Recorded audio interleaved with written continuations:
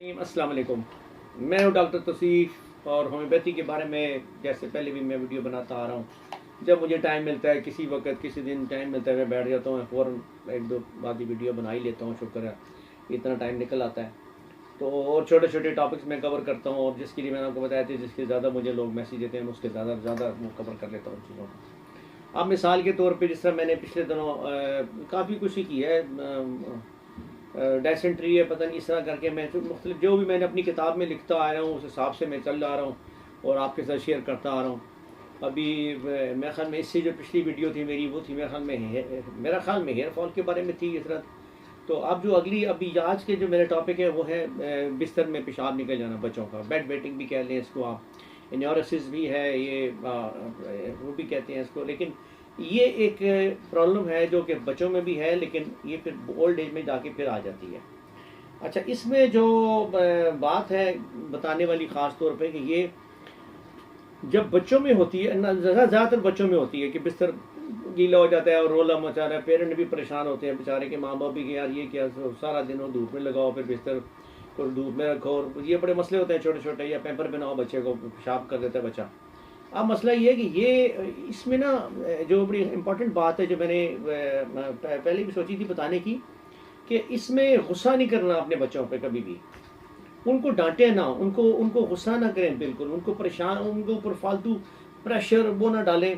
तो उसमें ना होगा ये कि बच्चे के दिल में खौफ और एक प्रॉब्लम स्टार्ट हो जाएगी, एक तशवीश हो जाएगी उसके दिल में कि ये मैंने क्या कर दिया है।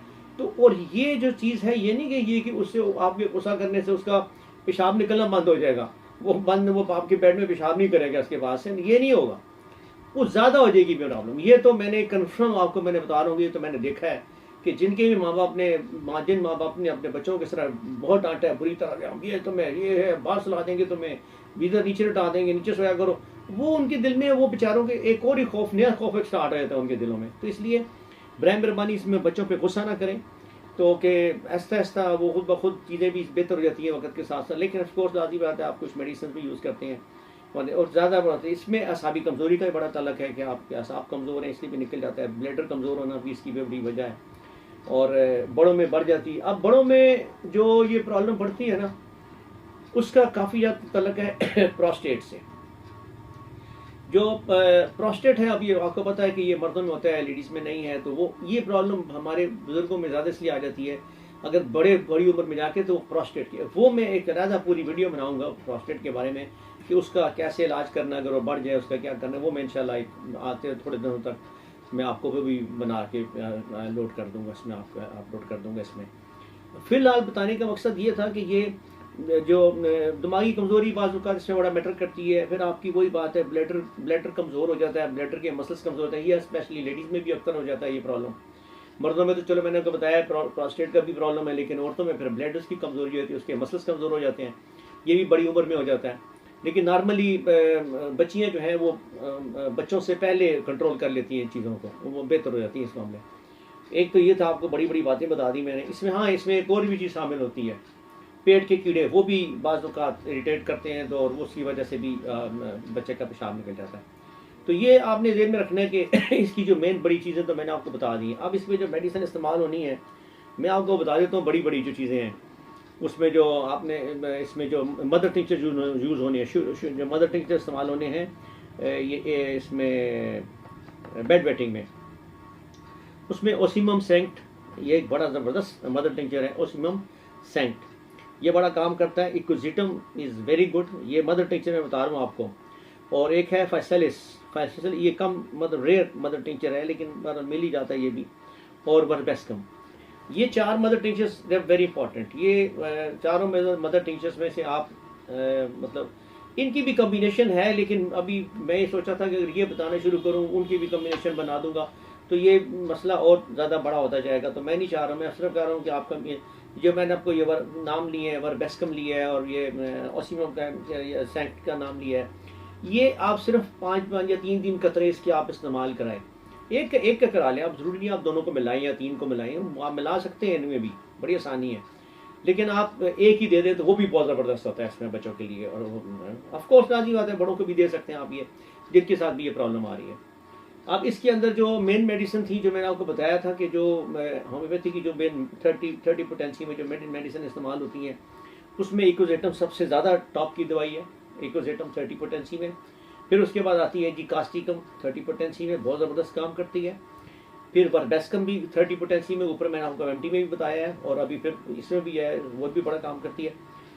एक चीज़ इसमें देखिए, साथ में ये किया करेंगे 15-20 दिन बाद या 10 दिन बाद अगर आपको वो दरमियान में ना एक कास्टिकम 1 M की पोटेंसी, 1 M पोटेंसी, ये बड़ी मतलब मैं भी कम इस्तेमाल कराता हूँ, लेकिन इसमें इस मामले में इट्स वेरी गुड।